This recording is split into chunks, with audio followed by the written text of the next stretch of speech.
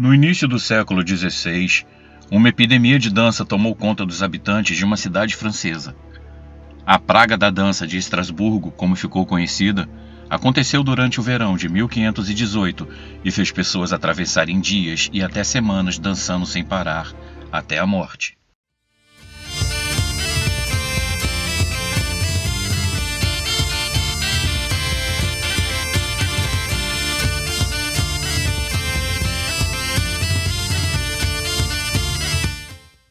Seja muito bem-vindo ao canal Casos Sobrenaturais Reais. Se você gosta de casos sobrenaturais e mistérios sem explicação, se inscreva agora mesmo no canal para não perder os próximos vídeos. Assista ao vídeo até o final e, se gostar do conteúdo, deixe o seu like.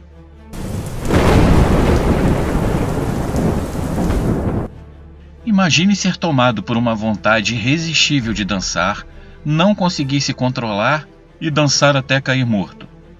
Pois foi isso que aconteceu com os habitantes da cidade de Estrasburgo, no sul da França.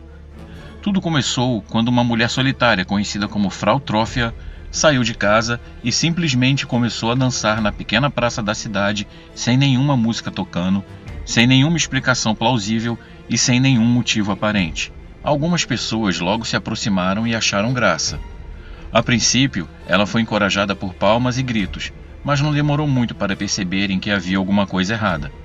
Frau não parava de dançar, e ela continuou com movimentos rítmicos durante 6 dias. Perguntavam àquela mulher o porquê daquele gesto, e ela não respondia. Logo, as pessoas perceberam que ela apresentava algum tipo de transe, como se tivesse hipnotizada. Cada vez mais pessoas se juntaram para observar a estranha dança da mulher, que a essa altura já durava semanas, até que algumas pessoas, de forma espontânea, começaram a dançar também. Os dias se passaram e a dança não dava sinais de que chegaria ao fim. Agora, dezenas de pessoas ocupavam o espaço da pequena praça, dançando. Vez ou outra, as pessoas caíam exaustas no chão e, quando se pensava que o estranho ritual havia chegado ao fim, elas se erguiam novamente e voltavam à dança. Relatos da época contam que a epidemia de dança durou aproximadamente 4 meses e que um número aproximado de 400 pessoas foram afligidas pela epidemia. O acontecimento era uma tortura para quem participava e uma agonia para quem assistia, e não demorou muito até que muitas pessoas simplesmente começaram a cair mortas. Médicos e até astrônomos da época foram chamados para ajudar e concluíram que a epidemia era uma doença natural e que com o tempo cessaria. Os habitantes saudáveis construíram palcos e levaram músicos ao local, pensando que a crise cessaria se fosse estimulada. A ideia se mostrou uma tragédia quando perceberam que mais pessoas se sentiam convidadas a se juntar aos dançarinos, o que acabou aumentando a epidemia. Documentos históricos, incluindo notas de médico, sermões da catedral, crônicas locais e regionais e até mesmo notas emitidas pelo conselho da cidade, são claros ao descrever que as vítimas dançaram sem motivo aparente. Fontes históricas concordam que o estranho surto da dança realmente aconteceu depois que essa única mulher começou a dançar. O fenômeno não parecia cessar e durou tanto tempo que até atraiu a atenção do magistrado e do bispo da cidade, sendo que até alguns religiosos acabaram intervindo, transportando algum dos aflitos até o hospital.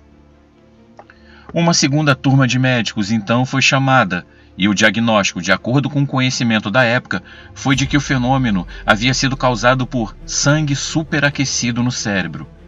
Então, eles sugeriram que as pessoas continuassem se movimentando em ritmo frenético até que o sangue esfriasse e a doença fosse embora. Mas por conta do grande desgaste físico e mental, muitas pessoas morreram. O conselho médico da cidade não demorou a perceber o próprio erro e concluiu que as pessoas atingidas pela epidemia foram vítimas da ira de Deus e que não havia nada que eles pudessem fazer a não ser clamar pela misericórdia divina.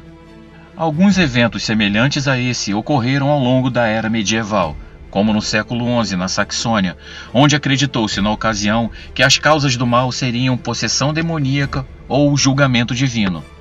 Na Itália, no século XV, uma mulher foi mordida por uma tarântula, cujo veneno a fez dançar convulsivamente. A única maneira de curar a mordida era um tipo certo de música, que era o único remédio aceito por estudiosos da época, o que acabou não adiantando, já que alguns dias dançando sem parar, ela morreu exausta. Voltando ao caso de Estrasburgo, por conta do diagnóstico, os doentes foram levados até um santuário dedicado ao católico São Vito, localizado nas colinas da cidade vizinha de Saverne, onde calçaram sapatos vermelhos para proteger os pés em carne viva e cobertos de bolhas de sangue e pus, e foram orientados a dançar em torno de uma estátua de madeira do santo. Nas semanas seguintes, como contam os escritos, os movimentos selvagens cessaram e a epidemia finalmente chegou ao fim. Da mesma forma como havia começado, a epidemia terminou. Sem nenhum aviso e sem nenhum motivo, as pessoas que conseguiram sobreviver pareciam despertar de um transe e simplesmente pararam de dançar, foram para suas casas e retornaram para suas vidas como se nada tivesse acontecido. Quando indagadas a respeito do motivo que as fizeram dançar por tanto tempo, elas não conseguiam responder, apenas diziam serem tomadas por um desejo incontrolável. Por algum tempo, acreditou-se que as pessoas da cidade haviam sido vítimas de intoxicação por um fungo do centeio relacionado ao LSD, que pode causar alucinações e contrações violentas. Mas a hipótese logo foi descartada, pois os efeitos não permitiriam que a dança continuasse por tanto tempo. Também foi descartada a hipótese das pessoas estarem pagando algum tipo de promessa religiosa, já que era nítido para os observadores que os doentes dançavam contra a vontade. Existem controvérsias se as pessoas realmente dançaram até a morte. Algumas fontes afirmam que durante o período, a peste negra é a que foi responsável pela morte de cerca de 15 pessoas por dia, enquanto as fontes oficiais da cidade de Estrasburgo mencionavam a epidemia, mas não mencionavam o número de mortes e nem mesmo se houve vítimas fatais, de fato. A explicação mais provável é de que o povo da cidade tenha sido vítima de uma doença psicogênica, também chamada de histeria coletiva, que é um distúrbio responsável por fazer um grupo de pessoas apresentarem reações ou sintomas parecidos simultaneamente, sem que não haja nenhum tipo de ligação ou contato entre os doentes. Um paralelo pode ser traçado com esse caso, como o que aconteceu nos conventos europeus antes do início de 1700, quando as freiras em cidades diferentes e sem nenhum tipo de comunicação começaram a apresentar sintomas semelhantes. Elas se contorciam, tinham convulsões, espumavam pela boca, faziam gestos obscenos, subiam em árvores e até miavam como gatos. O comportamento delas parecia estranho, mas foram explicados quando se percebeu que as freiras viviam em comunidade que as encorajavam a ficar obcecadas com o pecado e estavam imersas em um sobrenaturalismo místico, assim como os moradores de Estrasburgo. A cidade francesa, no início dos anos 1500, vivia um momento propício a surtos psicogênicos, conflitos sociais e religiosos, novas doenças aterrorizantes, fracassos na colheita e aumento do preço do trigo causaram uma miséria generalizada. Essas eram as condições ideais para que alguns dos necessitados da cidade imaginassem que Deus estava zangado com eles. Então, foi necessário apenas que devotos emocionalmente frágeis acreditassem que São Vito desejava deles uma dança ininterrupta durante dias. Manter os dançarinos visíveis em uma grande área pública da cidade também possibilitou que outros moradores ficassem mais suscetíveis à epidemia por medo de serem os próximos.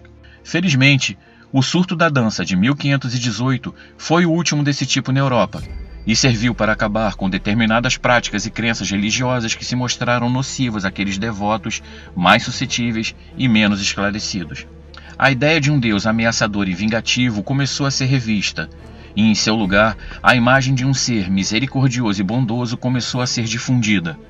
Dessa forma, os devotos começaram a se sentir protegidos e acolhidos pela igreja, e a ideia de agradar a Deus para expiar seus pecados começou a fazer mais sentido do que a ideia de lhe oferecer penitência. Esse fenômeno histórico é, sem dúvida, um bom exemplo de como o contexto cultural pode moldar a forma pela qual expressamos o nosso sofrimento psicológico. E esse foi o vídeo de hoje, pessoal. Obrigado por assistir até o final e não se esqueça de se inscrever no canal para não perder os próximos vídeos. E se gostou do conteúdo, deixe o seu like e compartilhe o nosso conteúdo em suas redes sociais. Até um próximo vídeo.